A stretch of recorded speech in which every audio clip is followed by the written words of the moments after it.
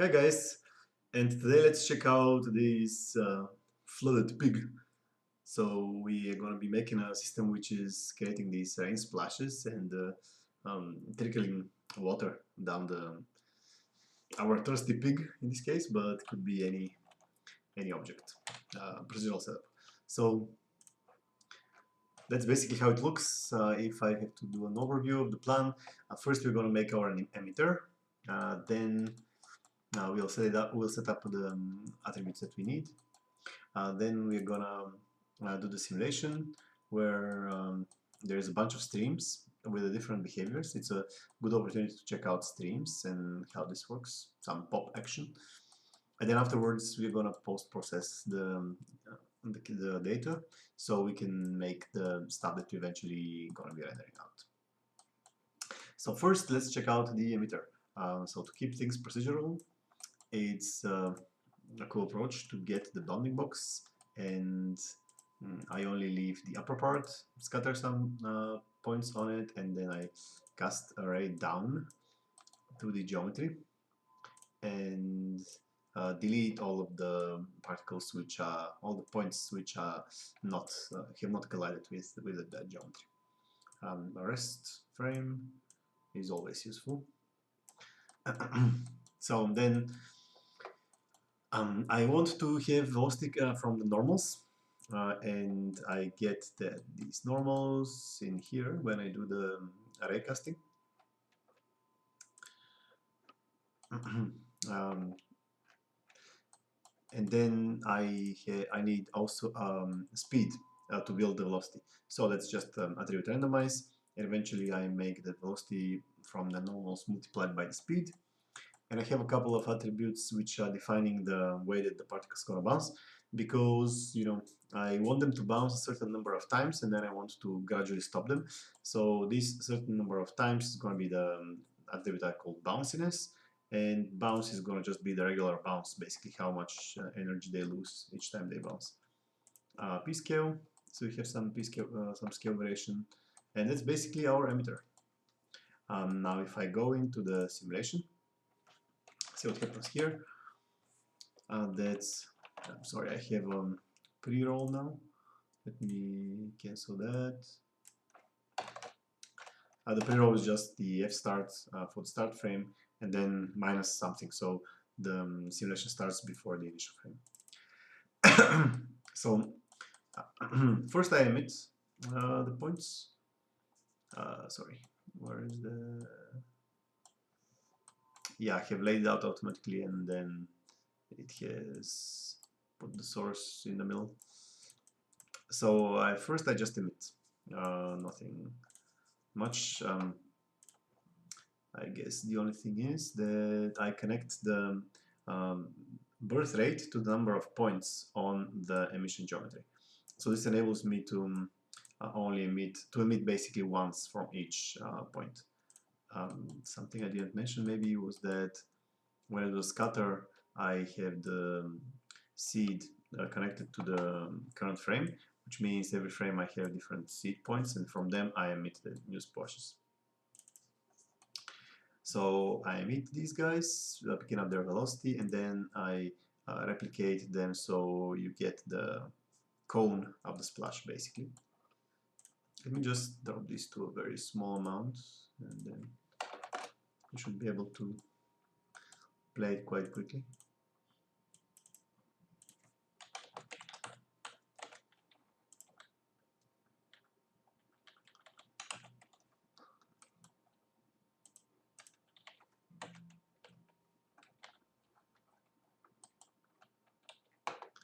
And make my points a bit bigger. Okay, so far, if I disable all of these streams, I have the points. Speed, they collide with the static object, which is the collision geometry in here. And that collision geometry, I don't think anything happens to it. Yeah, it just comes in.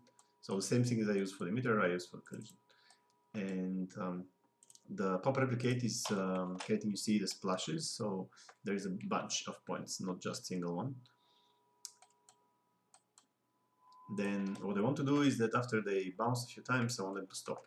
So to build the behavior for the stop, I define a stream, and the streams are groups. So if I go to groups, and I just say star stream star, I'm going to see all the groups that are forming my current streams. So there is one which is the source. When I pop replicate, by the way, I make it make the points go to the same stream, because they by default go to a different stream with the name of the node. So then when I want them to stop, I make another stream, and it's going to contain all the rules that are going to be applied to that stream. So starting with the condition, what particles are going inside that stream is the guys that whose hit total is more than the amount of bounces that I have decided they would have. So the hit total is one of the hit attributes that gets recorded when you turn on hit attributes in here. And I have made them all go to a collision group hit, so I can process only the particles at the point of them hitting when I need to. So they get into in that stream that I want to stop them with, and I do a couple of things. First, I apply some drag using the hit total, and this is multiplying that resistance by the hit total, which is basically gonna increase the resistance with every hit. So it's quickly but gradually gonna come to a stop. But then, because they will continue to kind of jitter, I think. Let's see. If I remove that kill by height,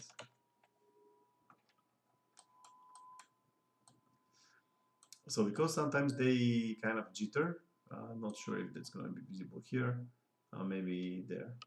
So I also reduce their bounce.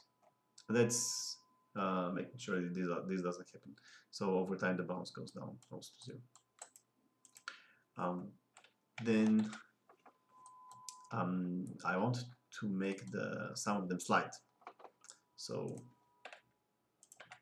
these are the sliding guys, and I'm saying, okay, if the bounce is very little, which means that they already have done their stopping, and the speed is not too little, which means they're not down there on the ground, kind of settled, then I create a new stream. So this one, let me see here. I'm just gonna disable this also. So this guy should be coloring the particles green.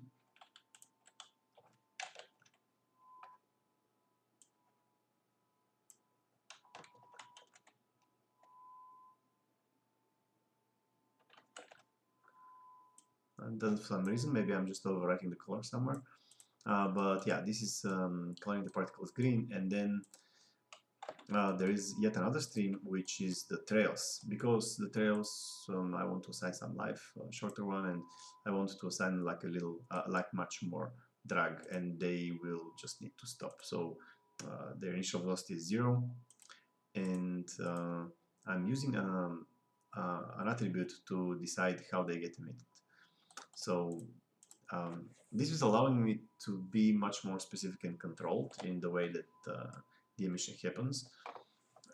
Basically, you have an attribute between 0 and 1, which is giving a probability that a particle is getting replicated. So what I want to do is to first connect it to the speed, so the slower ones don't emit. So I have done this here. I have hidden the speed to 0 and 1 to 0 and 1. So the guys who are moving with the speed of 1 are going to have 100% probability to emit, and the ones who are at 0 are going to have 0. Then what I do is that I compare it with a random with a threshold to say what kind of probability, how many of the eligible particles are going to be emitting. If I say probability 1, then all of these particles who are following the condition that they have low bounce and low and high speed are going to be emitting, which is a bit too much. So I have this control here to limit their number, and then I do once more a comparison with random to who is now seated with the position, because every frame, you know, the points have different positions. So if I see the random with the position and then can compare it with the with some parameter, I can have trail density. So every frame when the particle emits, it might or might not emit, which is giving me like a different density trail. So if I decrease this a lot, then you see that there is very few particles which are part of that trail. For some reason, let me see if I get on the other side. So yeah, you see here that there's only a few, and if I go all the way to 1, this means that every frame, each one of these particles are going to emit, so this is going to be quite a dense trail. And this allows me to limit the number of points that get emitted, so the simulation doesn't become too heavy. Actually, oh, there is life expectancy here. I don't need this guy.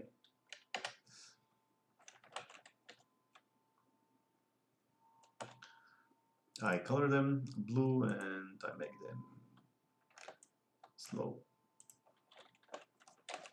I don't want them to be completely still, so I don't turn them off from the gravity, but this is making them, at least when they hit, make them quite slow, which means that when they do not hit, which is when they leave here the surface, they're still gonna fall down, just like every other of these semi particles.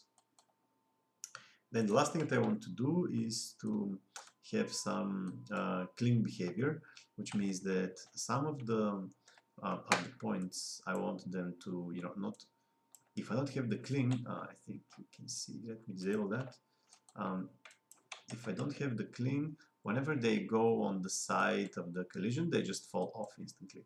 But when I enable the cling, they will kind of stick to the surface for a while more. You can see here. They go underneath, and then on the spout you can see that's something which is quite a nice behavior.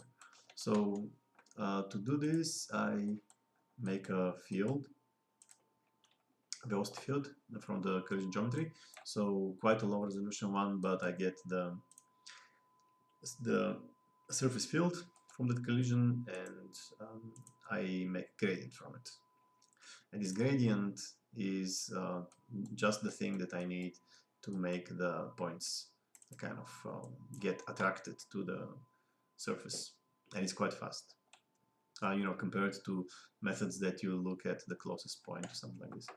So the pop-up volumes is the operator which is connecting to that field and applying the force. So it updates the force, and I have turned these guys off from the gravity. So if you go to the gravity, you can see that I have it not applied to any of the cling, because, you know, the stream is a group and attribute, so all these things are quite interchangeable. So here at the group, I just say anything which, you know, starts or ends with cling, turn this off, because, you know, otherwise the stream is like group underscore stream underscore cling. This is just easier.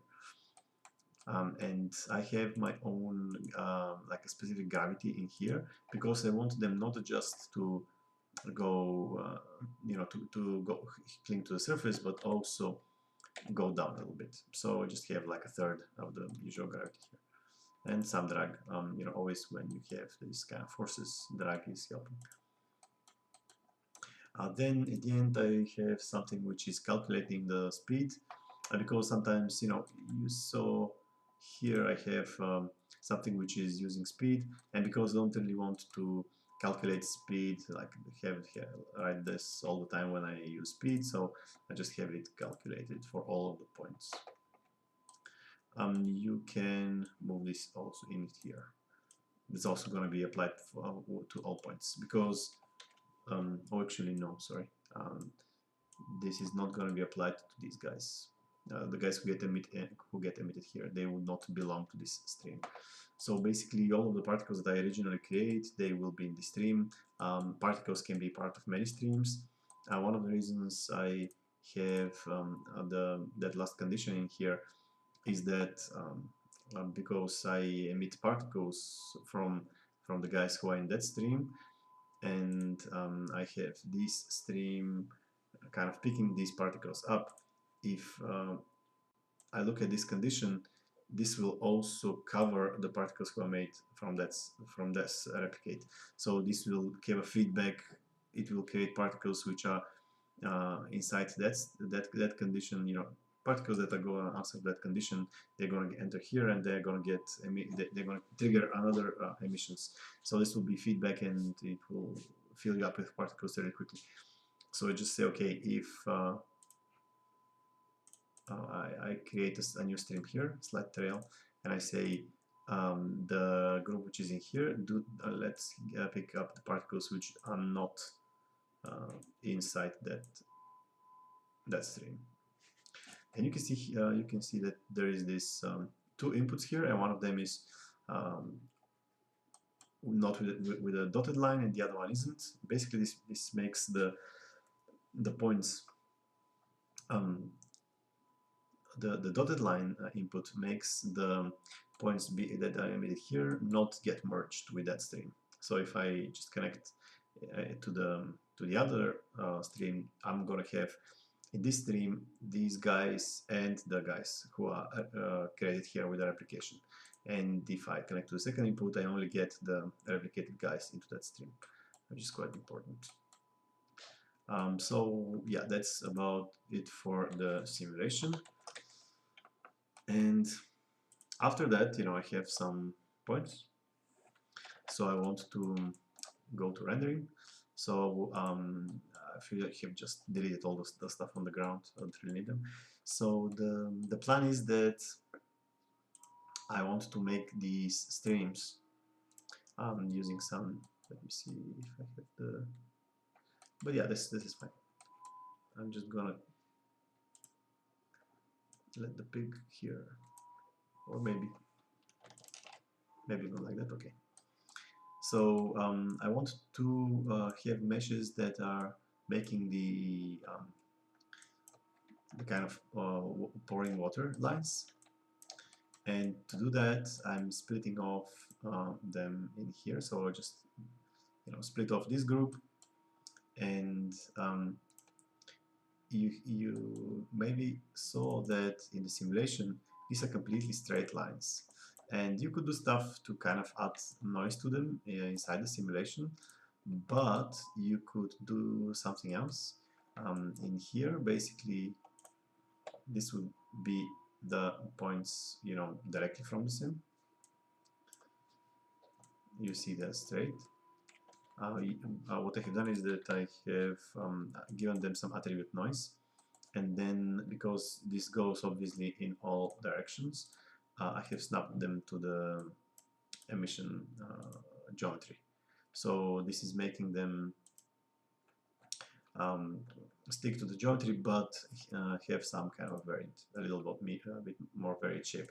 Then I go to turn them into a mesh using the VDB from particles, and then convert the VDB to a mesh polysoup in this case.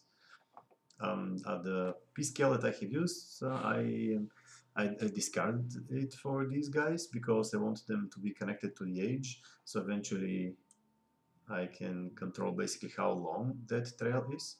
I think the age is 3 by default from the simulation, but I can make them big in the beginning and small in the end. So as the kind of stream fades off, the size of the particles becomes smaller and eventually vanish. I need some normals on that mesh, and I need the speed and the velocity because I use them in the color, eventually in the shader, and just attribute transfer them from the original points.